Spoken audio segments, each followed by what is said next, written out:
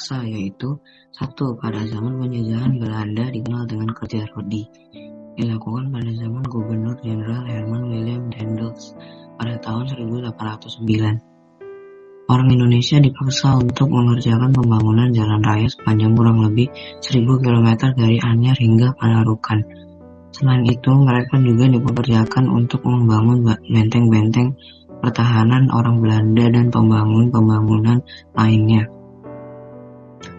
2. Pada zaman penjajahan Jepang dimulai tahun 1942, berakhir kira-kira di tahun 1945. 3,5 tahun orang Indonesia melakukan kerja paksa yang dikenal dengan Romusa.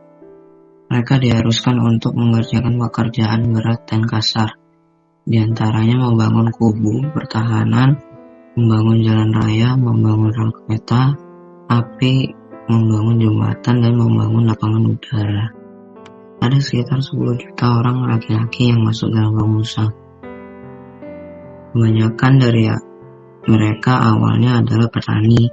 Mereka dikirim ke berbagai tempat di Indonesia, bahkan sampai ke Myanmar, Malaysia, dan Thailand, untuk melakukan pembangunan tersebut bagi tentara Jepang.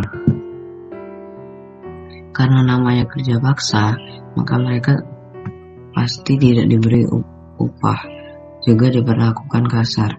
Aku sungguh tidak bisa membayangkan betapa menderitanya rakyat Indonesia saat itu. Cerita kita tentang orang Israel di Jumat Ceria juga berbicara tentang kerja paksa. Orang Israel saat itu pasti juga menderita. Di episode ini, kita akan menyaksikan Tuhan melakukan sesuatu untuk orang Israel. Apakah itu? Mari kita saksikan bersama.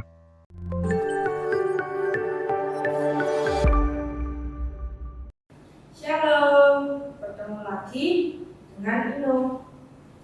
Simak ceritaku ya teman-teman. Pada masa itu, Raja Mesir yang ingin orang Israel disingkirkan telah meninggal dunia, digantikan oleh Raja Mesir yang berikutnya. Namun, tetap saja raja ini tidak melepaskan mereka dari perbudakan. Ketika Musa tinggal di Midian, ia mengembalakan kambing domba bertuannya, Imam Reuel atau Yitro. Suatu kali, ketika Musa mengirim kambing domba ke seberang padang gunung, sampailah ia di gunung Horeb. Musa melihat sesuatu yang aneh tak jauh dari dia berdiri, yaitu keluarnya nyala api dari semak duri. Tetapi semak duri itu tidak terbakar. Maka dalam hati Musa segera memutuskan untuk mengambil jalan lain menjauhi semak-semak duri yang aneh itu. Dan tiba-tiba terdengar suara keluar dari semak-semak duri itu. Musa! Musa langsung berhenti dan segera tahu siapa yang memanggil namanya. Dia pun menjawab, "Ya Allah, janganlah datang dekat-dekat. Tanggalkanlah kasutmu dari kakimu, sebab tempat di mana engkau berdiri itu adalah tanah yang kudus. Aku adalah Allah, ayahmu, Allah Abraham, Allah Ishak, dan Allah Yakub." Musa segera menuntutnya, sebab ia takut memandang Allah. Lalu Tuhan Allah berkata panjang lebar kepada Musa bahwa telah dilihatnya kesengsaraan orang Israel, maka Tuhan Allah akan melepaskan mereka dari penindasan orang Mesir dan menuntut keluar dari tanah Mesir serta memberikan negeri yang baik dan luas untuk mereka. Untuk itulah Tuhan Allah memberi perintah kepada Musa, yaitu untuk pergi menghadap Firaun. dan memimpin orang Israel untuk keluar dari tanah Mesir. Musa terkejut dengan perintah itu dan berkali-kali berusaha menolak perintah yang diberikan Tuhan Allah, karena Musa merasa tidak bisa melakukan perintah yang ditugaskan itu. Sampai akhirnya Tuhan Allah harus melakukan 2 mukjizat kepada Musa. 1. Tuhan meminta Musa melempar tongkatnya yang dipegangnya ke tanah dan tongkat itu menjadi ular. Lalu Tuhan menyuruh Musa memegang ekor ular itu dan langsung kembali menjadi tongkat seperti sedia kala. 2. Tuhan menyuruh Musa memasukkan tangannya ke dalam baju dan setelah ditarik keluar tangannya itu kena kusta putih seperti salju. Lalu Tuhan menyuruh untuk memasukkan kembali ke dalam baju dan setelah itu ditarik menjadi pulih lagi. Tuhan Allah menyampaikan bahwa melalui Musa akan terjadi banyak tanda mukjizat dan itu semua karena Tuhan Allah yang akan menyertai Musa. Alasan terakhir Musa menolak adalah karena Musa tidak pandai berbicara. Maka Tuhan memberi teman untuk Musa, yaitu kakaknya sendiri yang bernama Harun. Harunlah yang akan menjadi penyambung lidah bagi Musa. Nah, teman-teman, apa yang kita pelajari dari cerita ini? Cerita ini mengajak kita untuk belajar percaya kepada Tuhan dengan sepenuh hati, karena Tuhan akan menyertai dan menolong kita. Terlebih jika kita mendapat tugas yang harus dikerjakan, baik itu di sekolah, di rumah, di gereja, atau di mana saja. Mari laksanakan dengan baik dan percaya bahwa kita dapat melakukannya. Contohnya, ketika di kelas kita ditunjuk menjadi ketua kelas, terimalah tugas itu. Tuhan pasti menyertai kita sehingga menjadi ketua kelas yang baik dan menjadi teladan. Atau di gereja, kakak-kakak PA menunjuk kita untuk menjadi pencerita di Jumat Ceria. Mereka menunjuk pasti karena mereka percaya kita bisa bercerita dengan baik tentang tokoh Alkitab. Nah, jangan ditolak karena Tuhan pasti menyertai kita. Itu teman-teman cerita Ibu hari ini. Ingat ya teman-teman, percayalah pada Tuhan dengan sepenuh hati. Tuhan Yesus memberkati.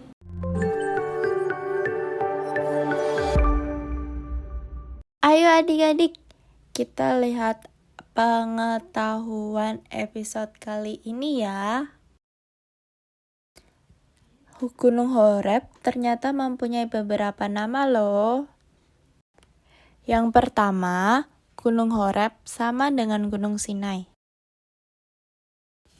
Yang kedua, Gunung Horeb disebut sebagai Gunung Musa, atau dalam bahasa Arab, Jabal Musa, karena di sanalah Musa menerima pengutusannya dari Tuhan Allah untuk memimpin bangsa Israel keluar dari tanah Mesir.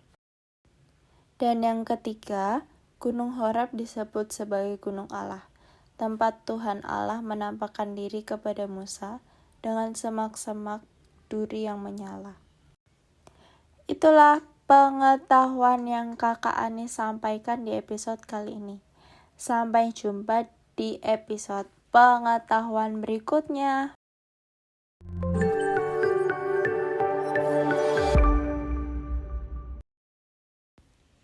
Hai adik-adik, episode kali ini di Jumat Ceria, kita akan melihat kreasi dari teman kita. Siapa ya? Yuk lihat videonya. Halo teman-teman, kali ini Elsie akan mengajak teman-teman untuk membuat ular dari kertas seperti ini. Bahan-bahannya adalah 2 lembar kertas buffalo berbeda warna, gunting, spidol hitam, dan lem kertas. Yuk kita mulai. Yang pertama, kita potong kertas ini menjadi 6 bagian. Nah, jika sudah seperti ini, kita ambil masing-masing satu warna dan kita kasih lem di ujungnya. Setelah itu kita tempelkan seperti ini. Nah, jika sudah seperti ini, tinggal kita lipat.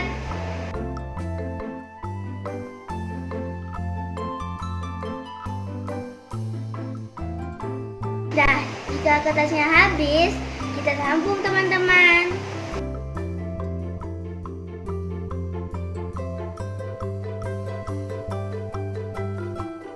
Lakukan sampai kertasnya habis ya.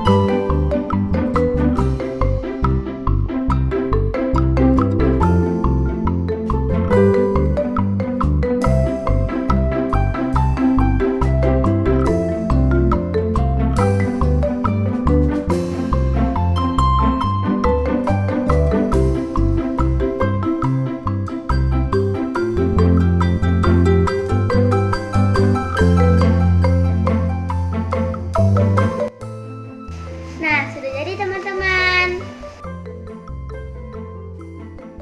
Sekarang kita buat kepalanya yuk. Kita potong berbentuk oval.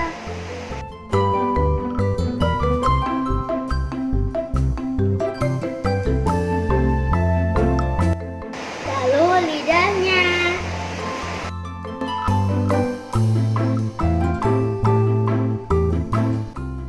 Tempelkan lidahnya ke kepala.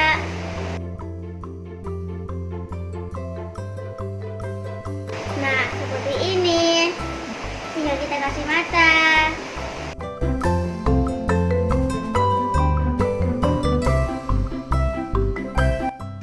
Nah, jika sudah seperti ini, kita kasih titik di atas lidahnya.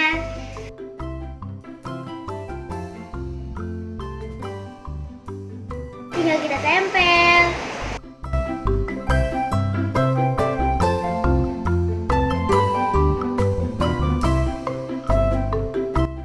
Yeay, ularnya udah jadi.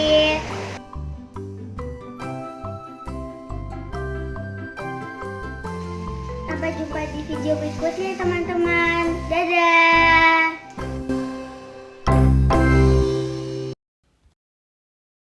Terima kasih NC untuk kreasinya ya. Apakah kalian juga punya kreasi? Kalau mau, dikirim ke Jumat Ceria juga boleh kok. Kakak tunggu ya.